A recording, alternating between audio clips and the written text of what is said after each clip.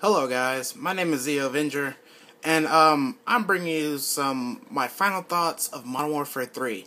So in all perspective, my perspective of the game, I give Modern Warfare 3 was pretty much out of what Infinity Ward had to offer. I mean, it would have been even worse if it was just Infinity Ward in general, but with Sledgehammer, it actually did a little bit better. So, this excuse the gameplay. I don't know which one this is. This is just a dome. So, watch that out. But, and my final thoughts of Modern Warfare 3, it was a pretty good game. I'd say it was a little bit better than Modern Warfare 2. I mean, some people say, Modern Warfare 2 or COD 4 was better. But to me, it was a little bit, it was a little bit more balanced. Because just to the fact the noob tubes were gone, one-man army's gone. And it had a little bit of COD 4, just because some of that, technically some gun-on-gun action, but who's talking? But, I mean, not who's talking, but, I mean, it just had a little bit more gun-and-gun action than, Modern Warfare 2. And, I'm just speaking out the positives. I'm gonna bring on the negatives a little bit later. This will be two-part series. I'm gonna show you my KD, and then on Monday I'll do the boxing of Black Ops 2. But as I was saying, the positives was it was good gun choices, multiple combinations of snipers, such as like there were 6 snipers, there was many shotguns, there was many of all weapons compared to how Black Ops was. I'm not dissing on Black Ops or anything. It's just a comparison of Black Ops to MW3, because they were like the two recent Treyarch and Infinity Ward games. But let's see, the kill streaks, the strike packages was a good thing they added. It actually made the game a little bit better. But the only thing, wait, let me take that back. I'm not gonna bring the negatives now. I did like how they did with the support, having nothing but like reconnaissance kind of kill streaks, and the stealth bomber. It was actually pretty helpful for support because, say for example, if you're about to go to a flag and you need to clear it out so you can cap the flag, you use the stealth bomber, and then so it can sweep up the way. That's actually how to use that's actually how you're supposed to use the stealth bomber. How they thought, to my thoughts, how they thought they should have done it. And the escort airdrop, it was like how it was. You throw your care package down and watch it kill the enemies in near close, so it won't get stolen or anything. Let's see, the remote sentry, it was a pretty full tactical way for it. You put it on a flag or an objective and just mow down the people who's coming near. The recon drone, it was pretty good too. The UAV was effective for a 4th streak kill, or 4 kills, compared to the assault AUAV, which is 3. Now to the assault, I could say it was pretty much a lot of good kill streaks they actually had, and I really can't say it because they were all good and effective. But the strafe run I really didn't get when you call it in, because you call it in, you have to put a specific location, but does it only get that location? The specialists, I really love the specialists. How you earn your perks to get kills, but I'm not gonna get to the negatives again. It was pretty good. If you wanted 2 of the same red perks, you just use a specialist to earn those perks. The game modes, were pretty good. I like the community playlist, the elite playlist, and everything. And also, I would like to thank you for all those people who played with me. Eric, 1566, Seminole, Yard, Undestructible, all those other people those are the people I can remember. And actually I played more with. So in Black Ops 2, I hope we get to play a lot more. Now on to the negatives of Modern Warfare 2. This probably might be a little bit longer, but I'm not gonna say it's a bad game, but okay, here's the negatives. The negative one was what they said really never actually happened. I did read a tweet from Robert Bowling, who was an ex-Infinity Ward community manager. He said they was you can make a sniper playlist for the public, which I never saw that actually happen. And I'm not saying Drop Zone is a quick scope, but it's not. It's not really, because you still have the choice to use automatic weapon. Some other stuff they said never actually happened. Which kind of, now I'm starting to believe that Treyarch is better because they actually keep their word, and Infinity Ward does not really keep their word. So if you do agreement with what I said, please leave a like and subscribe if you're new to the channel. But as I was saying, some of the guns could have been fixed, but I think they did fix it, because I'm not really having trouble with. I'm having trouble with all the guns, but I'm actually doing pretty good with all the guns too. The shotguns was pretty good. I sure hated they didn't put the dual akimbo Model 1887s. Also didn't like how they put some of the submachine guns didn't really have akimbo neither. That was really pretty good in Modern Warfare 3, Modern Warfare 2, and I sure hated that it was gone.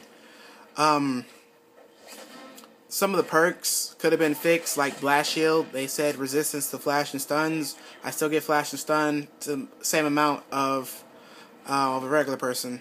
They could have fixed that a little bit more to where you at least could have been immune back in Black Ops, but they're two different companies, so I can't really say anything about it. The maps were pretty good. I'm going to give you my final thoughts in my next video of all the maps and everything. I'm going to show you my player card and everything, my stats. Just be in mind that if you watch this first video, that my next video, after I just completed the 1887s, well, not really completed. I completed all the guns except for the 1887s.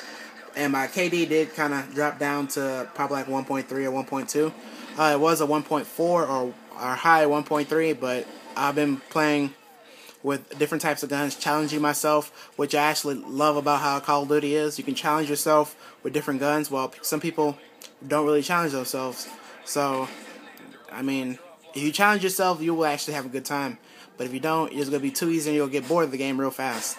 Also, a negative reason, some of the flags points of the game, but they were a little bit not really, like on Bakara, the domination from C and B were a little bit too close compared to how A was, which was like almost a mile away. Some of the kill streaks were a little bit annoying, like the Tacopter. It feels like Harrier sometimes, and the Playvo was a tear. I mean, if it was bad and if it was good in Modern Warfare 2, it's even raw power in Modern Warfare 3. Also hated how you cannot replenish your stuns and grenades. Just because when you throw them, you're screwed. You have to make sure each one was like that. So Scavenger was like pretty much of a waste, because all you did was replenish ammo and that's it. Compared to how the other Call of Duties was, you get your equipment. They didn't really emphasize on team play. Like, it's still how it was back then, where you just go with your gun and get kills. You really don't have to play objective. It wasn't really that much on here compared to how Black Ops 2, what they said. I'm not gonna say anything about Black Ops 2. So far, I'm seeing positives of it. I also didn't like how some of the community playlists was kind of short. I was hoping for a big community playlist, like a sniper playlist, shotgun playlist, different types of objective playlists. I mean, mixing objectives and everything. But that's how it was. So, let's see. Let's see how much we got in the video. Let's see. We got a few more seconds or minutes. But as I was saying about the negatives, oh yeah, also you can't replenish Stinger missiles.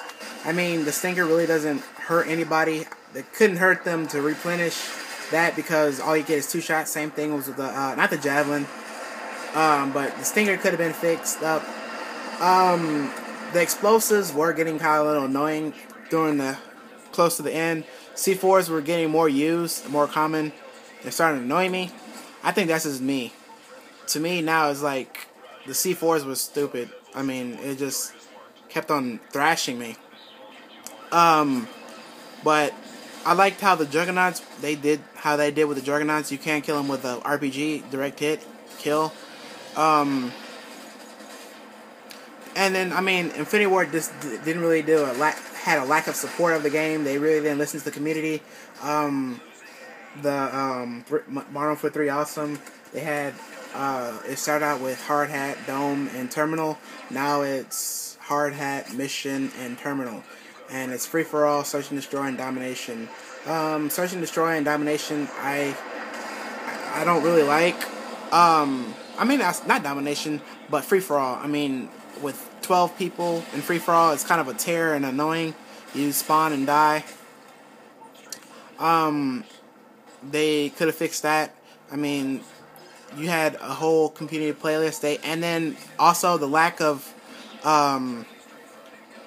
customization of private matching and how you can create your own matches really didn't actually do anything. All it did was change the time and how many points to kills, which was kind of boring compared to Black Ops. How you can change how the perks affect the gameplay and everything.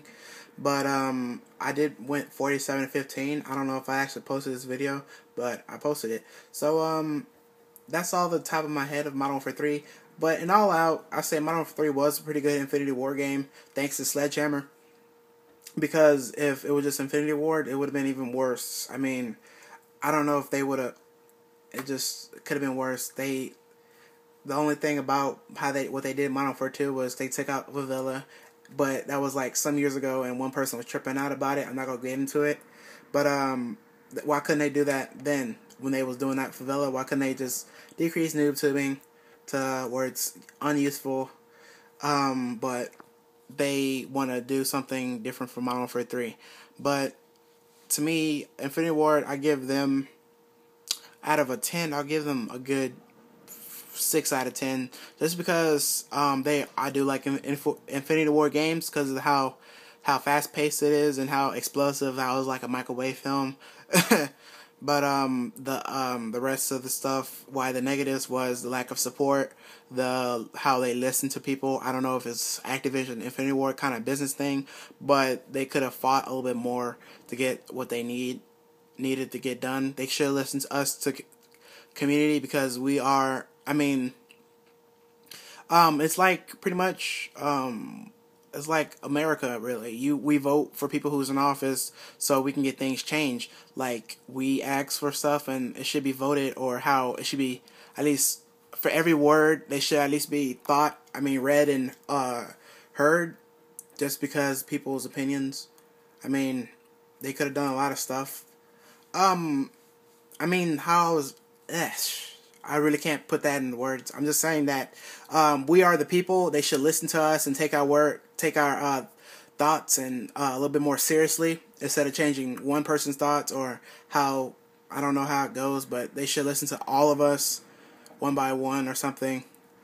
It just could have happened. So the next video I'll post in a little bit about my Modern Warfare 3 stats and guns and thoughts on every guns. So see y'all guys later. This is Ze0's, and this is my final Modern Warfare 3 commentary. So see you guys when I see you on Black Ops 2. If you don't have Black Ops 2, you need to get it, because you could be in Modern Warfare 3 or whatever game, you're gonna be in a little punishment. But that's just my thoughts.